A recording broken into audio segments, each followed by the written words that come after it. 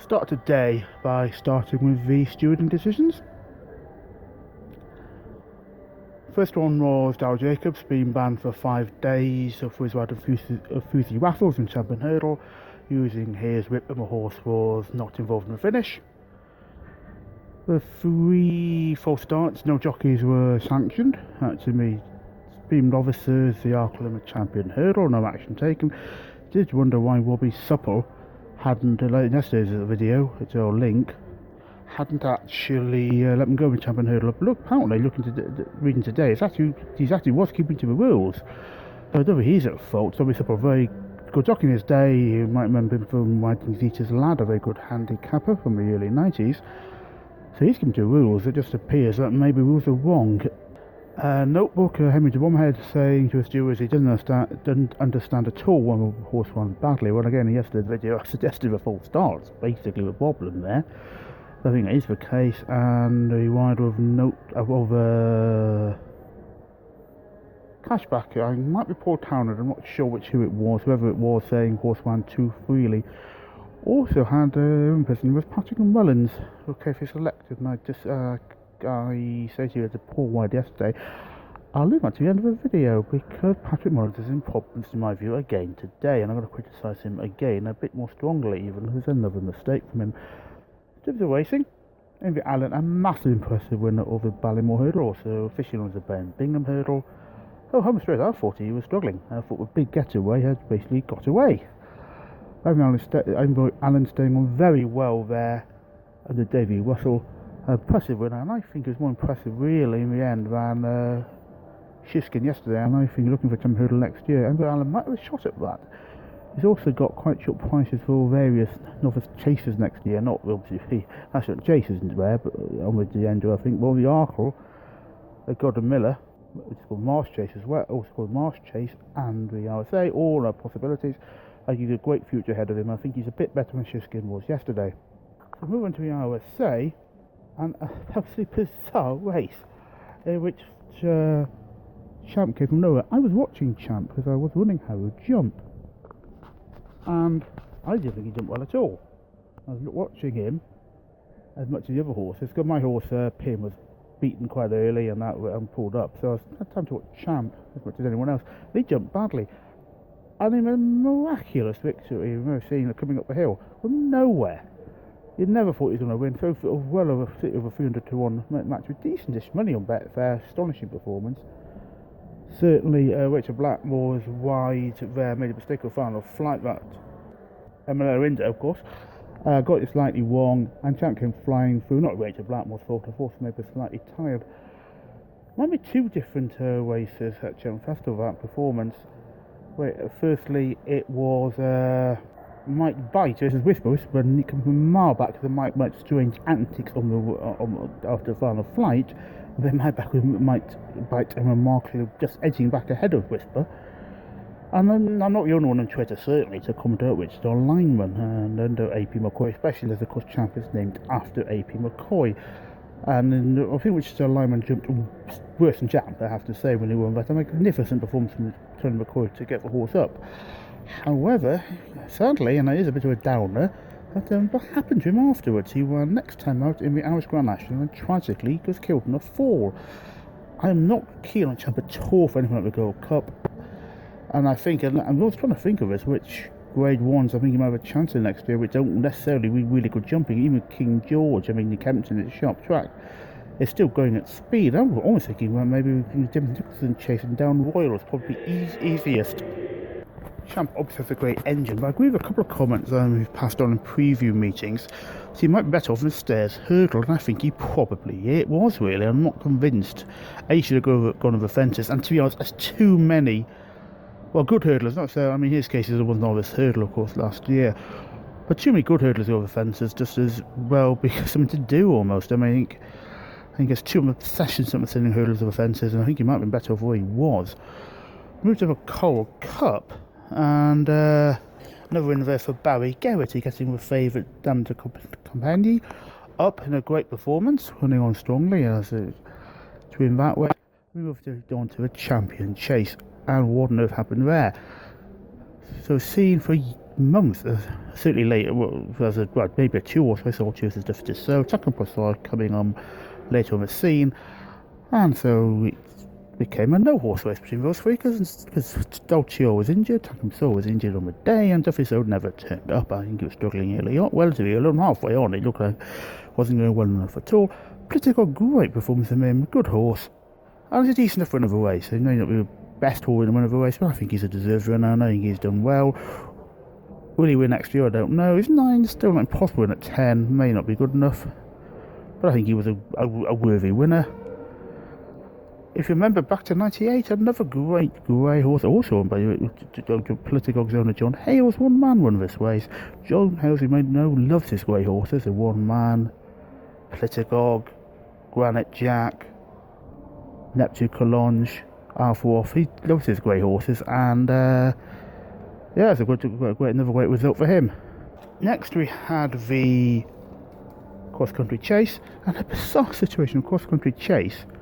The Grand National favourite and winner, of course, dual winner of the race, won against a former champion hurdle favourite in Yanworth, who ended up being placed in that race and would have actually been banned anyway, because he was after finishing on place. He actually had something illegal in his sample later on, and would have been banned even if he won the race, but he was placed in place, and a Gold Cup favourite in Mike Bite, who come second in native with it in the Gold Cup. So I think it must be unique having a Grand National winner and favourite take on a champion hurdle, a former champion hurdle favourite, and a former Gold Cup favourite. But none of them won, and there's another win for JP McManus, came back in winners' enclosure with French horse Easy Lands. So Easy Land even. Good performance. Dagwell won well enough in second, and just not quite good enough on the day. He's drifted better for Grand National. It's a little disappointing for him, but he didn't run quite as well as he might have done. Well enough, we'll see what Kingstown do. Do they decide to put him in the Grand National? We may not do now. They might decide they've had enough. Michael and Eddie O'Leary don't retire horses too late. So we say Overwood from the Grand National picked a bit of an injury and was retired. Don Cossack was retired. I don't think Wood hardly ran after his win.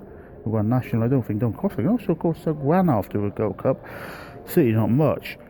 So he's got. I do like the horse, and he's got nothing to prove. So no issue if he gets retired now. 440 in the. Let's have another win for JP McManus, but not the obvious one. It's an Arrow Mix winning. So another JP winner. Good performance of him there. And the last race, and oh dear, it's Patrick Mullins again. He just didn't look good. Unappreciated, beaten by Paul Townend in the race. Paul Townend just finishing better for him, frankly. Simple as that. I'm afraid he looked weak in the finish. Patrick Mullins. Yesterday I said his tactics were wrong. Today I'm afraid he just got it. He just wasn't good enough against Fernie Hollow. And I wonder if he should just give in as a jockey. I was going to put maybe a couple of combined horses controversies videos, and one I would have put in was about, I think it must be his uncle, Tony Mullins, losing Wide and Dawn won of the 86 Gold Cup. Tony Mullins had ridden Dawn Run all through its career, and she ridden a mare to win the champion hurdle, and she was off to be favourite for Gold Cup. Prep race at Cheltenham, which I think is probably equivalent to a Cotswold chase now, same race, and it's one of the great commentary curses of all time. Late Julian Wilson, was saying how well she was going. She'd been unbeaten for 2 years, and it's the best performance of offences, and then she's unseated her rider. Tony Mullins got back on and finished a well-beaten fourth. That's interesting. The future Grand National Wyoming Reason ran in that race as well. And a decision was made to replace Tony Mullins with John Joe O'Neill. And there was controversy at the time. Was it the right decision? Actually, what happened, I don't think Tony Mullins would have got Dorman up to beat Wayward Lad. I just don't think it would have happened. I think it was about a week ago, I saw a Twitter tweet about his reaction after the race. And he wasn't disappointed? Not at all. It was as happy, basically, people said, as if he had actually won the race himself, and he's riding around on the shoulders of John Joe O'Neill after the race. The other part of the controversy is that Dawn won her next race was ridden under a French, one of a French champion hurdle under a French rider who didn't really know her. Chances he struck when she fell, and maybe he just didn't know the horse well enough to get things right. I think it's the first time he'd ridden the mare, and tragically she was killed. You may well know, the only horse ever to win the champion hurdle and the Gold Cup. And I think Patrick Mullins should maybe someone has to have a word. Either he has a word with himself, which is the best idea, saying, "Okay, Willie, I can ride certain horses, just don't put me on the favourites." It's well known that the bumper, the best Mullins horse is given to Patrick. Remember when Ruby Walsh won with Briar Hill back a few years ago, riding with Willie Mullins and owned by Andrea and Graham Riley, it was 25 to 1. How many times do you see Ruby Walsh win at 25 to 1? Well, that's because Briar Hill was not seen as the first choice Mullins horse, because Patrick wasn't riding it. He's just got to make the decision himself. Willie's got to do it, or someone like Ruby Walsh has got to step in. He must surely, Ruby Walsh has enough connections with Mullins stable to step in, and he certainly wouldn't mince his words, I think, and say, "Patrick, please, you're just not good enough," bluntly. And I don't think he is. I think he's just a decent amateur rider, but he's not he shouldn't be on the best horses of Mullins. And Willie Mullins just needs to make a decision about it. I know how great it would be for his son to see his son win a race at Cheltenham Festival, especially trained by him. I remember seeing how ecstatic Ted Walsh was when Katie Walsh won a couple of races a few years back at the Cheltenham Festival, and it wasn't even, at least one of them, I think, wasn't even training. Horse. Delighted to see her win a race. Of course, he was always delighted when Ruby won a race, but Ruby obviously won more. But I think there's got to be a decision made there, and Patrick Mullins has got to, someone's got to step in and say, "Patrick, you're just not good enough to do this." Yesterday the steward statement. Right, I suppose I'll come back to that. But he said the horse ran too freely, and I'm thinking, well, that's odd. He didn't seem to.